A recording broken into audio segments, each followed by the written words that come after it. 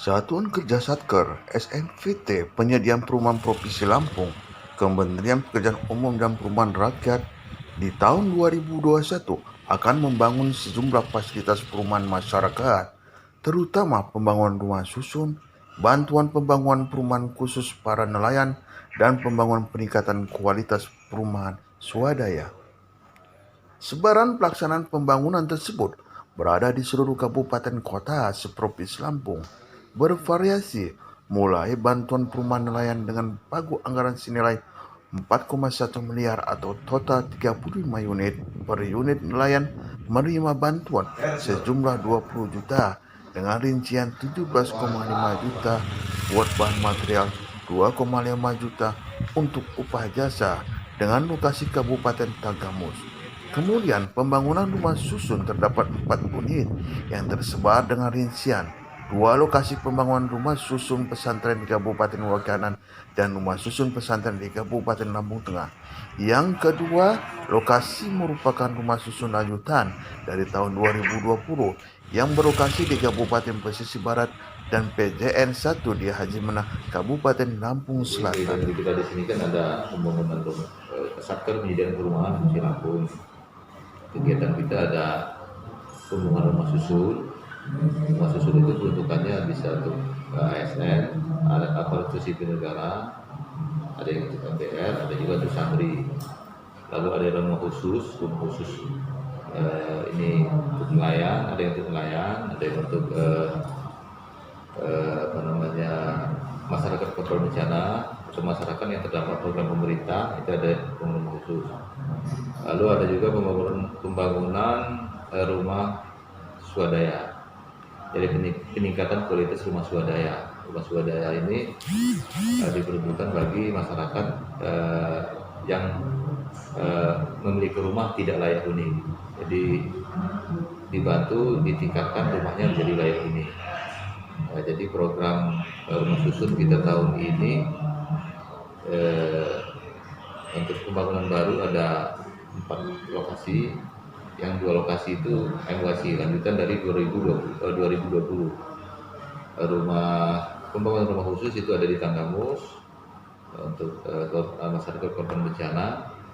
Rumah swadaya itu tersebar di Provinsi Lampung, seluruh kabupaten kota.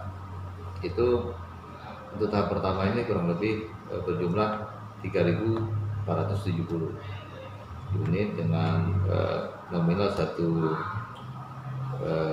unit rumah untuk penerima bantuan itu nilainya 20 juta. 20 juta itu terbagi menjadi 17,5 juta untuk bahan material, 2,5 juta untuk upah.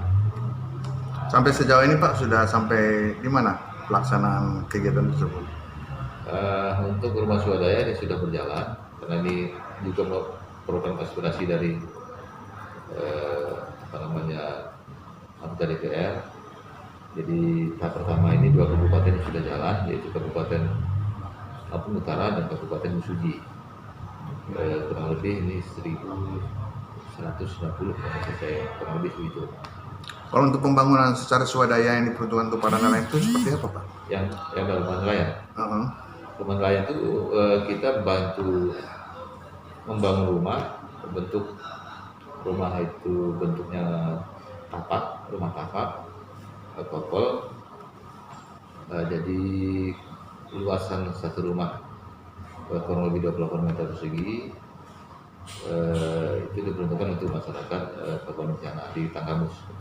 Jadi bentuknya nanti kopel kurang lebih berjumlah 30 unit kopel. Tahap sekarang ini masih tahap pelelangan.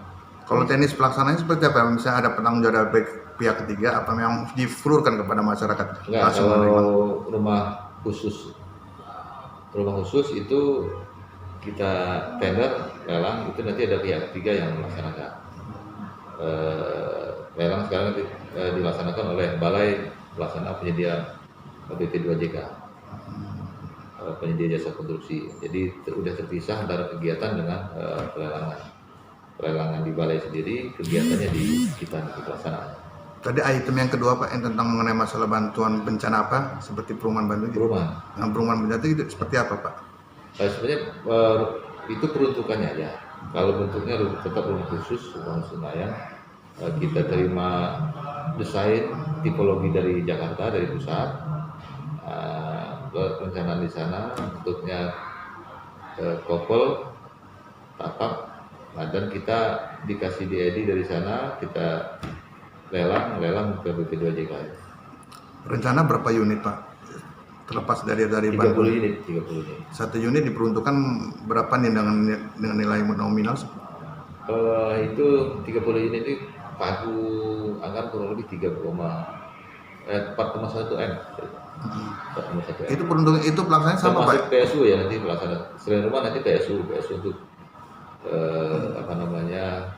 jalan dan drainase. Teknis penanggung jawabnya tetap seperti kayak soal kelola tadi itu Pak ya? Bukan, beda.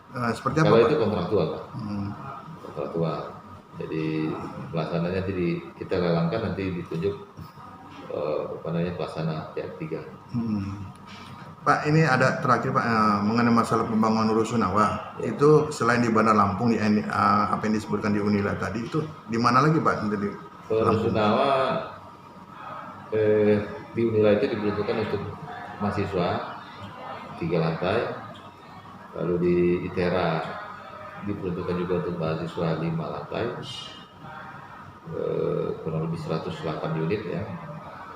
Daya tampung kurang lebih 432 mahasiswa.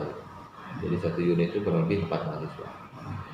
ketika struktur Lalu ini ya, lalu nanti kita juga ada pembangunan rumah susun untuk pondok pesantren. Itu di Lampung Tengah, pesantren Rodatul Alim Robani di Hukum Jaya. Lalu ada satu lagi di Kanan, pembangunan rumah susun pondok pesantren Al-Himah Istiqomah di Kabupaten Kanan. Nah, yang 2 unit, yang 2 tower ini ada lanjutan di tahun 2020. Itu menurut kontrak dari tahun 2020. Itu ada di Pesisir Barat dan di PJN 1 di Haji Menang.